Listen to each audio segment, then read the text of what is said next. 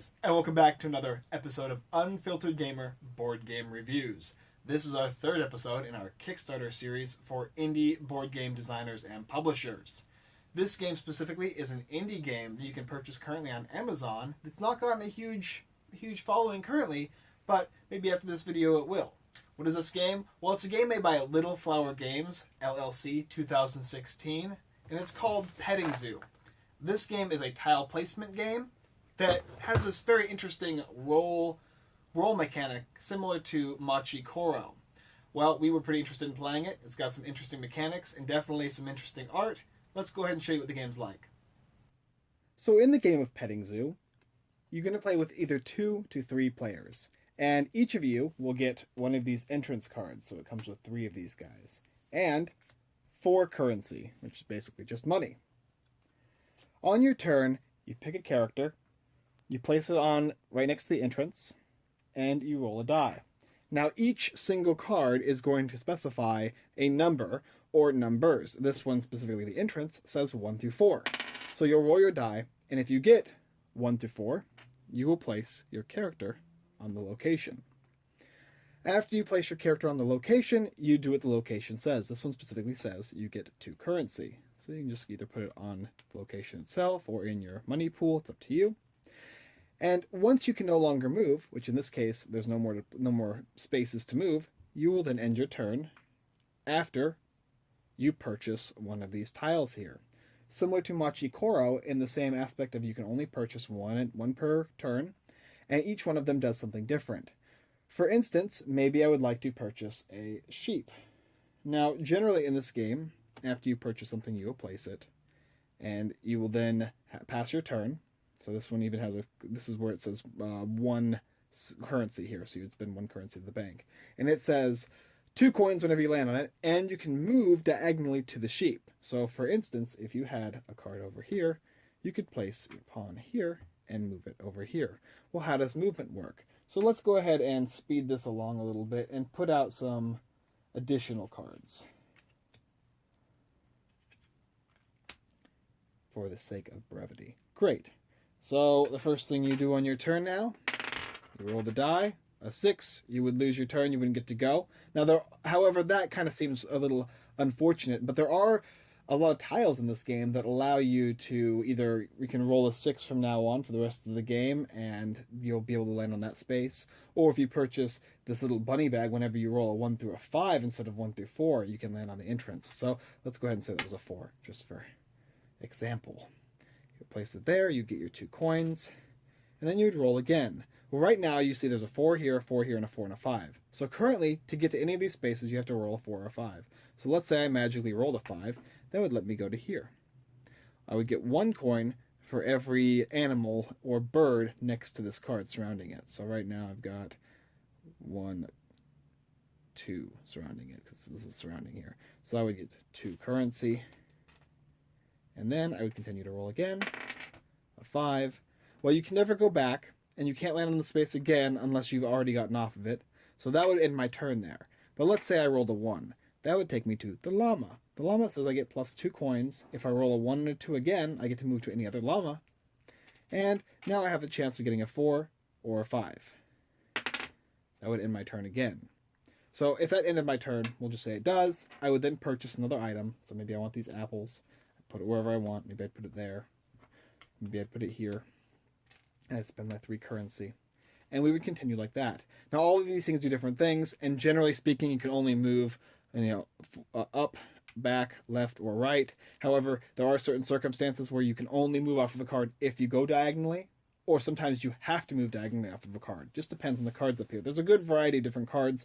Some allow you to steal money from your opponents when you land on them. Some of them allow you to gain more currency based on combinations you can make.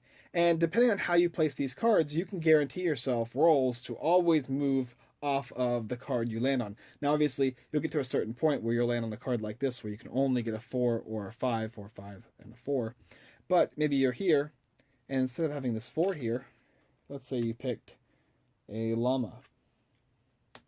Now you have a 1, a 2, a 4, a 5, and a 6. So the only way you would not be able to move off of the space is if you got a 3, obviously. So, however, if you were to move here or here, you can never go back to the entrance. But if you moved over here, you can go down and you can go to the right and left and up, just depending on how you roll the die and how lucky you get. Your opponents are going to do the same thing, and you're going to be acquiring more currency throughout the game as you continue to play.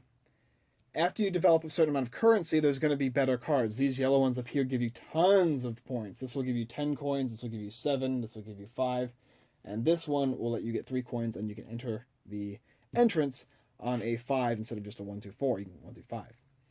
Now, once you've gotten all 4 of these cards up here and they're inside of your petting zoo, which is pretty much what this is, you would then be able to win the game instantly once you place that last one. But you can only buy 1 a turn, so yeah, 4 turns roughly what you need, even if you had all the currency. And that is basically how you play the game. It's a back and forth, pretty much, style roll the die, similar to games like Machi Koro and similar to tile placement games like Carcassonne. And you continue until somebody wins and gets enough coins to buy the cards they need. So that's pretty much how you play Petting Zoo. A pretty interesting game, huh? Alright, let's go ahead and talk about what I think of the game. Alright guys, so that's basically how you play Petting Zoo. 1 to 3 player game. I think it should be 4 players. I think a 4th player could be added if you just added a couple extra tiles. And the artwork, it's almost kind of like a pasted on theme, really. Any theme would actually work with this game. It feels kind of like Carcassonne mixed with Machi Koro, kind of, but that's okay because the way it interacts together, like the whole Carcassonne and Machi Koro theme put together, it works. And it works really, really well. The mechanics in this game are very good. In fact, the mechanics to this game are, in my opinion, superior to Machi Koro. And I would prefer to play this game's mechanics over Machi Koro's. But the artwork could use a little bit of work. I mean, some people I feel might enjoy this because it's kind of like that retro-y, like take back to older computer games from like similar to the Boss Monsters, really. And it does have that feel to it. Petting Zoo, is that a good theme? I don't know, maybe more for kids, but it doesn't feel like a kid's game. Like, kids can play this game, definitely, and so can grown adults. And anybody can really play this game, so long as you can pretty much read. It's not overly complicated, but it's not overly simple either, because when you're building all these tiles and putting them all together, it's got this kind of, okay, I need to have a 3 here and a 4 and a 6 and a 2 here. I can't have 6s crowding my entrance, otherwise I'm never going to escape and the game's going to be pretty much over for me. So really you have to have that knowledge of understanding how the tiles work with each other. And I think playing as an adult compared to playing with kids, or maybe mixing the two together, it's going to be completely different styles of gameplay when you're having kids play it, when they're just kind of picking tiles and putting them down, where adults are sitting there thinking of exactly what move is best to make. The game's quick. It's not a very long game. It is definitely about a half an hour, and it is enjoyable. A critique I would have mentioned originally as I first played this game was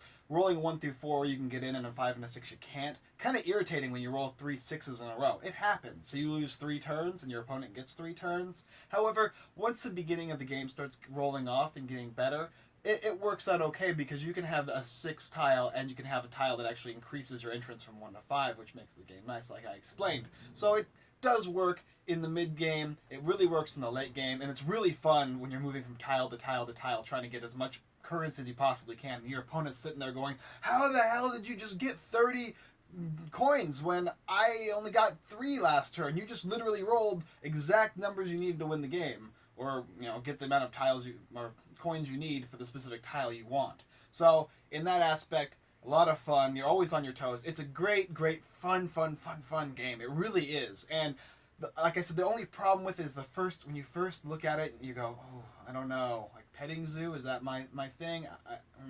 The artwork, the box quality is really good, So and the components are good too. They're not overly amazing, but they're not really bad either. So would I recommend this game? Yes, definitely. Check it out. If you like Machi Koro, this is a game you're going to like as well. Could they have rethemed it better? Yes. Could they have made the artwork a little better? Sure. But that doesn't mean you shouldn't check it out. I really highly advise you to check it out if you really like Machi Koro, and a game similar to Carcassonne. So anyway, that's my review for Petting Zoo by Little Flower Games.